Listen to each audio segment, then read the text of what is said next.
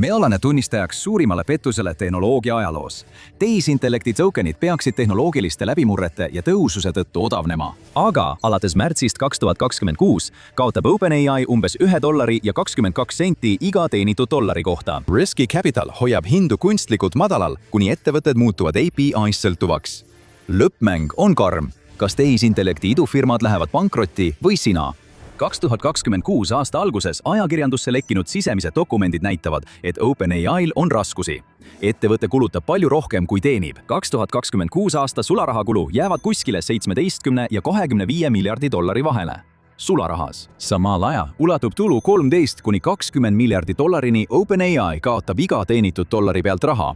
Need kahjumid ei ole ühekordsed. Ettevõtte enda prognooside kohaselt ulatuvad need kahjumid 2029 aastaks umbes 115 miljardi dollarini. Kasumit ei oodata enne aastat 2030. Sa ei saa igavesti iga müügiga raha kaotada. Lõpuks peab midagi muutuma. Hinnad tõusevad või kulusid kärbitakse või ettevõte pannakse kinni.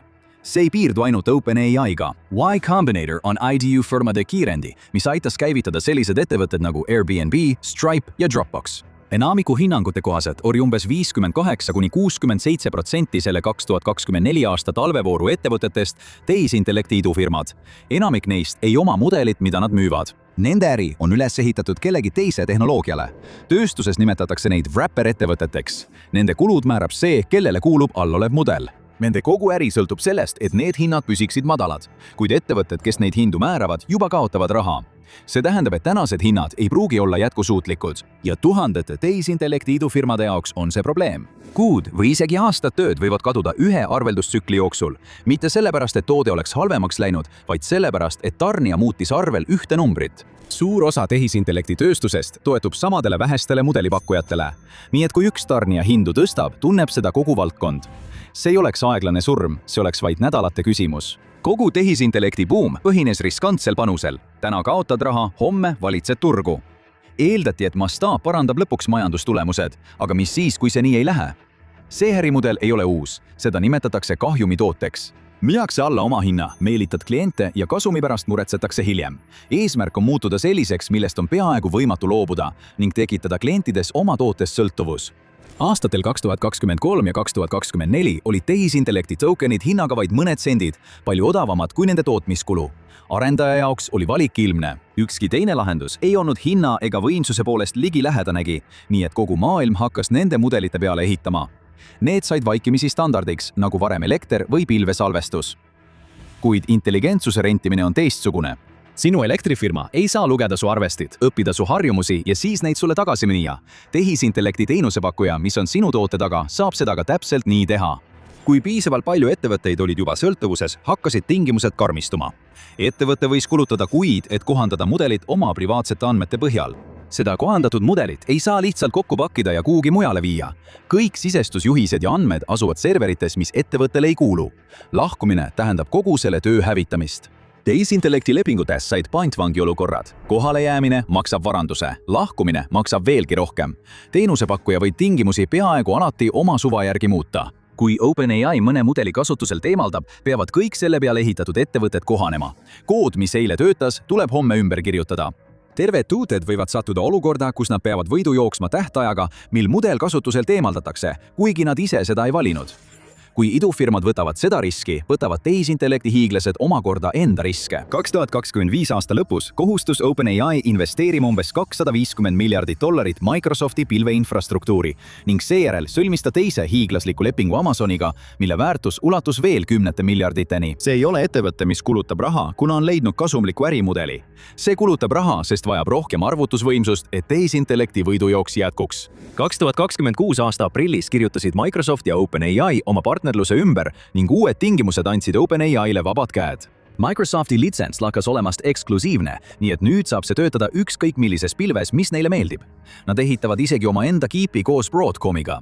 Järsku sai OpenAI endale rohkem tegutsemisvabadust ja koos sellega kontrolli selle kihi üle, millest nüüd kõik sõltub. Me oleme varemgi selle sarnaseid versioone näinud. Sõidujagamine hoidis hindu allpool omahinda seni, kuni toetused kadusid ja hinnad tõusid. Voogedastus tegi sisuga sama, aga tehisintellektist on raskem lahti saada. Kui sõit muutub kalliks, vahetad lihtsalt rakendust. Kui tellimus muutub, tühistad selle. Aga kui sinu toode põhineb mingil mudelil, siis sa ei vaheta, vaid ehitad selle uuesti üles. Enamik ettevõtteid ei suuda piisavalt kiiresti uuesti üles ehitada, sest nad ei ehitanud lihtsalt süsteemi peale, vaid ehitasid end sellesse sisse. Suured tehisintellekti süsteemid töötavad füüsilisel infrastruktuuril, millel on ranged võimsuspiirangud. Treenimisklaster, milles on umbes 20 000 Nvidia H100 graafikaprotsessorit, tarbib pidevalt umbes 20 megavatti elektrit. Väiksem 10 000 kiibiga klaster töötab kuskil 10–15 megavatti vahel. Võrdluseks sellest piisab, et varustada elektriga 15 000 keskmist Ameerika kodu ööpäevaringselt. Ja see on vaid üks ainus klaster. Suurimad ettevõtted kasutavad mitut sellist klastrit. Iga vastus, mille sa neis süsteemides saad, võtab elektrit võrgust. See kulutab ka kiipe, mis maksavad igaüks $10,000 ja vananevad mõne kuuga. 20 000 kiibi peale võib ainuüksi riistvara maksumus ulatuda üle $500 miljardi.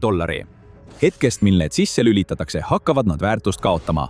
Mõnda aega püüdsid insenerid kulusid vähendada ja mõnda aega see ka töötas. Aga sa ei saa lihtsalt kirjutada koodi, mis füüsikaseadusi ületab. Elekter maksab raha. Kiip kulub ära omas tempos, ükskõik kui nutikas tarkvara selle ümber ka poleks. Numbrid peegeldavad seda karm reaalsust. Need klastrid peavad töötama peaaegu iga tund, sest tühikäigul olev kiip tähendab kahjumit. Tehnoloogiafirmad maksavad üha kasvavaid elektriarveid. Nad kannavad riistvara kiiresti maha, sest järgmine kiip muudab praeguse põlvkonna vananenuks.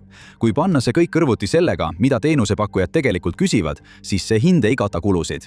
See ei pidanudki katma. Madal hind oli peibutis. Need ettevõtted ei põleta raha juhuslikult, nad teevad seda meelega. Investorite raha on täitnud kulude ja hinna vahelise tühimiku, aga see vahe aina kasvab. See odav hinnasild on tegelikult vaid illusioon. Raha võib hinna viia alla oma hinna, aga elektriarve sellest ei muutu. Kui investorite raha saab otsa, jääb ainult üks võimalus. Hind, mida küsitakse kliendilt, kes ei saa lahkuda. Sellepärast proovivad tehisintellekti ettevõtted peaaegu kõike muud peale tegeliku oma hinna küsimise. Need ajutised lahendused ostavad aega, kuid moonutavad turgu. Kui tehisintellekti ettevõte, mis ehitab mudeli, otsustab seda ka otse klientidele müüa, ilmnevad mõjud kiiresti. Kõige selgem näide on ettevõtte nimega Jasper. See ehitas tehisintellektil põhineva kirjutamisvahendi otse OpenAI mudelitele ja mõnda aega oli see edukas äri. Tulu kasvas üle $120 miljonit. Investorid hindasid selle väärtuseks $1,5 miljardit ja rohkem kui 100 000 klienti registreerus. Siis tuli ChatGPT ja see oli praktiliselt tasuta. See tegi suure osa samast tööst murdosa hinnaga. Jasperi kasv pöördus äkitselt vastupidiseks. Aastaks 2025 oli selle turu langenud umbes $88 miljonit. Ettevõte jäi ellu, kuid tegi seda tugevalt ettevõtete turundusse panustades ja kindlamat pinda leides. See on natuke nagu maja, mis on täis kokkasid. Igaüks neist rendib üleval väikest kööki ja kokkab oma klientidele. Ja siis ühel hommikul avab majaomanik foajees oma restorani. Need on samad road, aga neid jagatakse tasuta ja kasutatakse samu retsepte, mille ta õppis, jälgides oma üürnikke töötamas. Kui sinu ainus eelis on ligipääs kellegi teise omanduses olevale mudelile, siis tegelikult pole sul mingit eelist. Mitte siis, kui mudeli omanik otsustab lihtsalt ise otse konkureerida. Seda nimetatakse Sherlockinguks. See tuleneb Apple'i vanast harjumusest võtta teiste rakenduste parimad funktsioonid ja lisada need omaenda tarkvarasse. Teenusepakkuja jälgib, kuidas inimesed tema peale ehitatud tööriistu kasutavad, leiab kõige väärtuslikumad kasutusviisid ja lisab need enda omasse. Algne looja jääb kiiresti konkurentsis alla ja kaob ärist. Startup veedab aastaid oma juhiste ja töövoogude lihvimisega. Varsti ilmub see töö tasuta kopeerituna platvormi sisse. Selle eelis kaob, hinnakujundusvõime järgneb ning suurimad lepingud muutuvad hädavajalikust ebakindlaks. Ja just sellepärast on ühe tarnija peale lootmine tõusnud ettevõtete hirmude nimekirjas. Varem tundus see tark ja kiire valik. Pärast Jasperit meenutab see pigem laetud relva, mis on lauale jäetud. Aga oma enda klientide söömine ei too numbreid siiski tasakaalu. Kõik, mida sa saavutad, on väiksem rivaalide grupp. Nii proovivad teenusepakkujad midagi muud. Käiku, mis ei puuduta üldse tippfirmasid. See puudutab toodet ennast. Pealtnäha langevad tokenite hinnad jätkuvalt ja iga pressiteade nimetab seda edusammuks. Kuid nende teadaannete taga võib muutuda see, mille eest sa tegelikult maksad. Suur, tark ja kallis mudel saab lahendada väiksemaks ja odavamaks. Mudeli vähendamine võib olla õiglane ja kasulik inseneritöö. Kui seda tehakse ainult kasumi kaitsmiseks, muutub see vahetuseks. Ja sellel on sama silt, kuid toode on lahjem.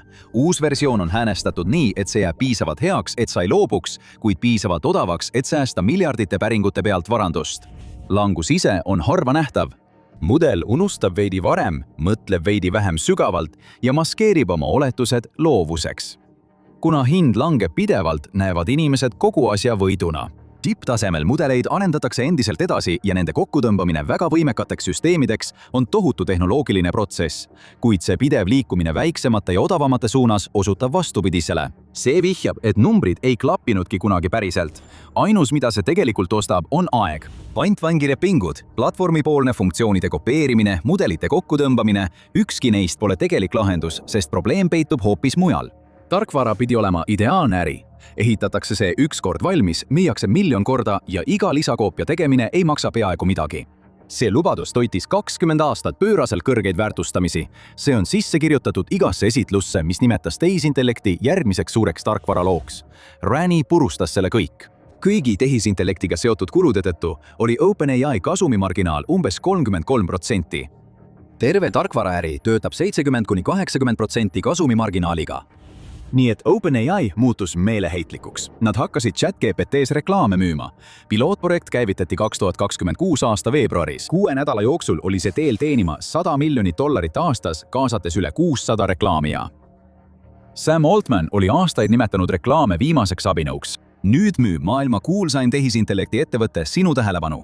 Rivaalettevõte Anthropic pilkas seda sammu, aga pilkamine ei kata $25 miljardi suurust arvet. HSBC analüütikud on hinnanud, et OpenAI vajab andmekeskuste ja arvutusvõimsuse kulude katteks aastaks 2030 veel $207 miljardit värsket rahastust. Sam Altman on samal ajal lubanud 2027 aastaks $100 miljardit tulu. Nende numbrite vahe aina suureneb. See, mis sisse tuleb ja välja läheb, liigub väga erinevatel trajektooridel. 2025 aasta lõpus ütles Altman, et OpenAI'l on 8 aasta peale kokku lepitud umbes $1,4 triljoni väärtuses arvutusvõimsuse lepinguid. Ettevõte teenis sel aastal umbes $13 miljardit. Üks investor seadis need numbrid ühes taskuhäälingus kahtluse alla, mis peale Altman pakkus talle tema aktsiate väljaostmist. Vaid mõne kuu pärast, 2026 aasta alguses, muutus plaan taas. OpenAI ütles investoritele, et tegelik eesmärk on pigem $600 miljardi lähedal. Isegi ambitsioonide ulatus tuli ümber hinnata. Kui plaani vähendatakse rohkem kui poole võrra, ei tundu see enam strateegiana, vaid pigem piiranguna. Kannatus hakkab otsa saama. Viimased rahastamistingimused nõuavad selget teed kasumlikkuseni, mida odava ligipääsu ajastu kunagi tõestama ei pidanud. Ka ajakava muutub järjest pingelisemaks. Börsile minek silme ees ei saa. OpenAI endale rohkem kahjumeid lubada. Börsiinvestorid tahavad kasumit, mitte lubadusi. Kumbki neist ei lange kiiresti, et praegust ärimudelit päästa. Ükskõik kui palju koodi ei kõrvalda, vajadust käitada tohutuid riistvaraklastrid, mis tuleb välja vahetada ammu enne, kui nad end ära tasuvad. Tööstus eeldas, et tarkvara kasumimarginaalid ületavad lõpuks infrastruktuurikulud, kuid seni pole see juhtunud. See jätab alles lihtsa piirangu. Hoia hinnad madalad ja põleta raha kiiremini, kui see tagasi tuleb, või tõsta hindu ja kaota kasutajad, kes tegid süsteemi üldse väärtuslikuks. Mõlemad teed viivad sama tulemuseni. Ainus alles jäänud ebakindlus on, kui palju mängijaid selleks ajaks veel mängus on. Kui hinnad lähtestatakse, jäävad püsima need ettevõtted, kes kontrollivad omaenda mudeleid. Juba praegu on tekkimas alternatiiv. Avatud mudeleid saab alla laadida ja käivitada kasutajate enda riistvaral. MetaLlama on vabalt saadaval. DeepSeek on näidanud, et võimekaid mudeleid saab treenida oodatust palju väiksema kuluga. Need on piisavalt head, et nende peale päris äri üles ehitada. Terved meeskonnad käitavad neid juba omaenda serverites ilma välise võtme ja ootamatu arveteta. See kompromiss on selge. Kliendid võtavad enda peale tarkvara ja riistvara haldamisega seotud peavalud, kuid nad ei ole enam pantvangis. Suurtes mahtudes võib see olla märksa odavam kui mudelite ja infrastruktuuri rentimine. Aga on veel üks suurem eelis. Kontroll on klientide käes. Nad omavad oma andmeid. Nemad otsustavad, millal mudelit muudetakse. Suur väljatõrjumine on juba alanud. Kõige väiksemad vaherakendused lõpetavad kiiresti pärast esimest tõelist hinnamuutust. Keskmise suurusega firmad hakkavad kiiruga hankima tööriistu ja palkama insenere, kelle nad oleks pidanud varem pardale tooma. Ja tipus jäävad ainult kõige suuremad tegijad ise tõsiseid mudeleid käitama. Kõigi jaoks pole enam asi raha säästmises. Asi on ellujäämises. Ühest ainsast teenusepakkujast sõltumine oma põhitulu osas on tohutu risk. Üks otsus kellegi teise kontoris võib sind täielikult ära lõigata. Kõige kiiremini liikuvad ettevõtted ehitavad juba oma klastreid ja häälestavad avatud mudeleid omaenda andmetel. Nad toovad oma kõige tundlikuma töö tagasi majja. Omandamine tähendab ka arvet, mida saad ette ennustada. Rentimine tähendab summat, mis võib ükskõik millisel kuul hüppeliselt kasvada. Omandamine tähendab kulu, millega saad aastaid arvestada. enamiku ettevõtete jaoks kaalub see üles iga allahindluse. Tekib lõhe ja mõne aasta pärast on see ilmselge. Ühel pool on ettevõtted, kes pidasid odavaid tokeneid püsivaks kingituseks. Nad ehitasid kogu oma kulustruktuuri nende peale. Nemad on üürnikud ja nad saavad teada, et üürileping polnud kunagi päriselt nende oma. Teisel pool on ettevõtted, kes nägid odavaid aastaid kui võimalust. Nad kasutasid seda alustamiseks ja selleks, et aru saada, mis töötab. Nad suutsid näha väljapääsuteed. Kahe grupi erinevus pole raha ega andekus, vaid ajastus. Üks pool nägi langevaid hindu ja arvas, et see kestab igavesti.